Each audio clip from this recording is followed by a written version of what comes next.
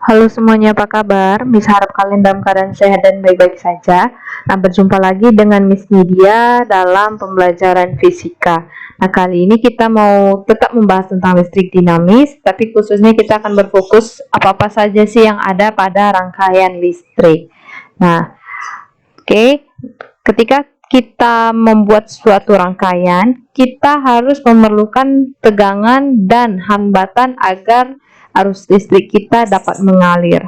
Nah, di pertemuan kali ini kita mau bahas tentang tegangan atau beda potensial. Perhatikan ada benda A dan benda B. Di mana benda A itu dia memiliki potensial yang lebih tinggi. Kalau kita perhatikan awalnya benda A itu dia memiliki jumlah proton yang lebih banyak. Makanya itu potensial benda yang memiliki potensial tinggi itu pasti protonnya lebih banyak. Sedangkan benda B memiliki potensial yang lebih rendah, ditandai dengan proton yang sedikit. Nah, perhatikan arah gerak elektronnya yang tadi garis putih-putih. Nah, elektronnya akan mengalir dari benda B ke benda A atau dari potensial yang rendah ke tinggi. Nah, di gambar yang benda C dengan benda D, benda C memiliki potensial yang lebih rendah, ditandai dengan proton yang sedikit tapi elektronnya yang lebih banyak. Oke, di gambar yang terakhir ini juga sama, di mana benda E memiliki elektron yang lebih banyak dan benda D memiliki potensial tinggi ditandai proton yang lebih banyak. Nah, oke. Nah, jadi apa itu beda potensial listrik? Nah, energi yang diperlukan untuk memindahkan muatan listrik tiap satuan waktu itulah yang dinamakan dengan beda potensial. Ingat di kelas 7 dan 8 kita sudah belajar apa itu usaha dan energi. Nah, usaha atau energi adalah kemampuan untuk melakukan suatu kerja ditandai dengan benda tersebut mengalami perpindahan posisi. Di listrik juga sama, nak. Nah, arus listrik dan elektron kamu kan berpindah, otomatis ada yang namanya perpindahan posisi. Nah, ketika elektron atau arus listrik berpindah, arus listrik dan elektron tadi bisa berpindah karena rangkaian tersebut mengeluarkan yang namanya energi, ya kan? Nah, seberapa besar energi yang digunakan untuk memindah satu muatan, itulah yang dinamakan beda potensial. Nah, beda potensial atau sering kita sebut dengan tegangan itu satuannya volt.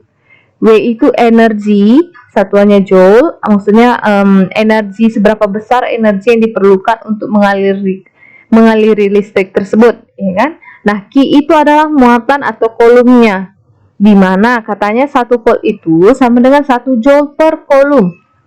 Artinya didefinisikan untuk memindahkan satu kolom memerlukan energi sebesar 1 joule. Untuk memindahkan satu kolom diperlukan energi 1 joule. Untuk memindahkan kolom ini kan satuan muatan karena besar muatan. Berarti untuk memindahkan satu buah muatan diperlukan energi sebesar 1 joule. Itulah pengertian 1 volt atau beda potensial. Contohnya, sebuah baterai memiliki beda potensial sebesar 1,5 volt.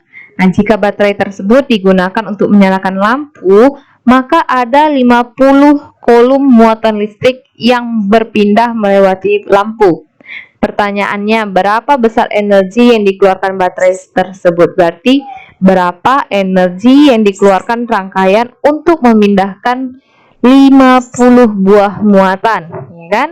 Kalau energi yang ditanya energi untuk memindahkan satu muatan, itulah pengertian beda potensial.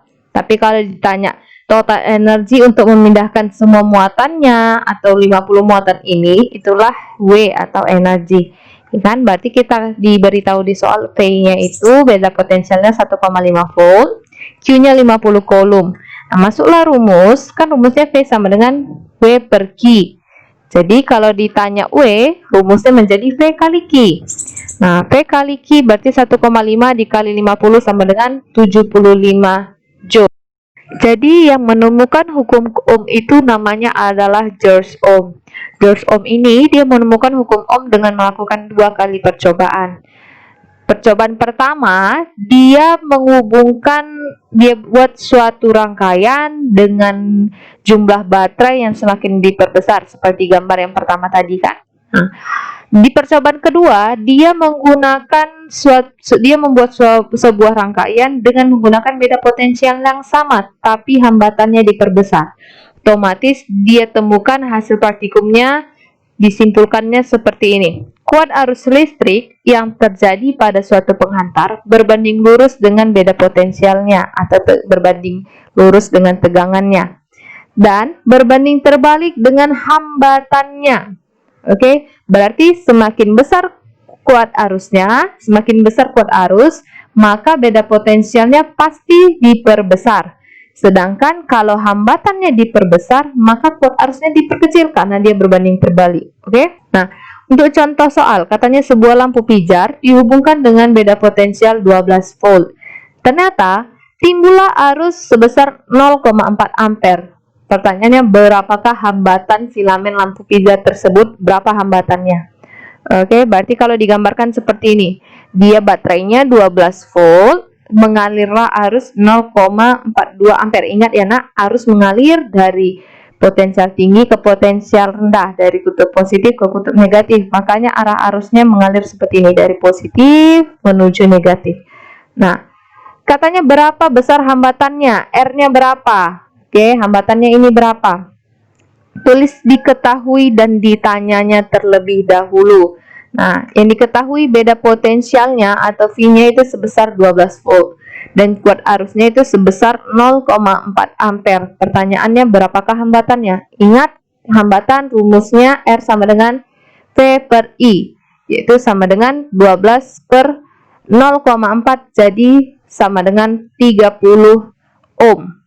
Jadi hambatan filamen lampu pijar adalah 30 ohm. Oke. Nah, Miss punya cara gampang untuk menghafal tentang rumus hukum ohm ini. Perhatikan. Tadi kan kita dapat rumus V sama dengan I kali R. Nah, untuk cara mudah menghafalnya, ingat, V sama dengan Republik Indonesia. V sama dengan R kali I. Boleh I kali R, sama aja. Untuk mudah menghafalnya biasanya Miss gunakan V sama dengan Republik Indonesia. Oke, sekian dulu perjumpaan kita kali ini. Miss harap kalian mengerti dan dapat mengerjakan kuis dengan tugasnya sebaik mungkin. Ingat nak, sebentar lagi kalian akan UTS. Jadi kalian harus lengkapi terlebih dahulu kuis dan tugas yang dahulu mulai awal daring di semester ini yang belum kalian kerjakan. Oke, sampai jumpa di pertemuan selanjutnya.